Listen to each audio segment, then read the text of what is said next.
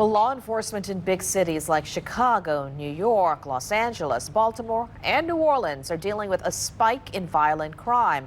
Rebecca Castor shows us how a local church is trying to lower the crime rate. Every person killed from New Orleans to Baton Rouge has their name added to this wall. It's known here locally as the city's murder board, and it stands outside a church in the heart of New Orleans. With hundreds of names listed, it tells the story of over a decade's worth of murder in South Louisiana. It is a stark reminder about the human loss. What it simply does is present a name, an age, and a method of murder.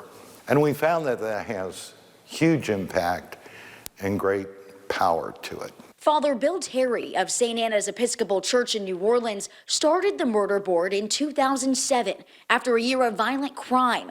15 years later, he says very little has changed. We haven't addressed the issue of murders in our cities in any significant, substantial, long-term way. If it's getting worse, there's more of a necessity to tell the story of urban violence or violence wherever the community may be. It's Deacon Luigi Mendile's job to update the board.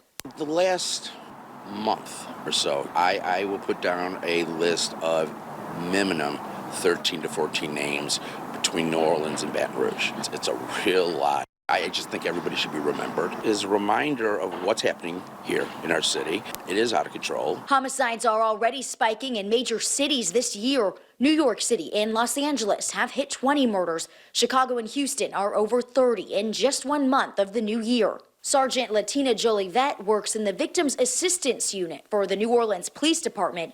She has a message for families waiting for justice. Any information that you think could be helpful, share that information with the detective. You never know what's important to the case. We haven't forgotten about them.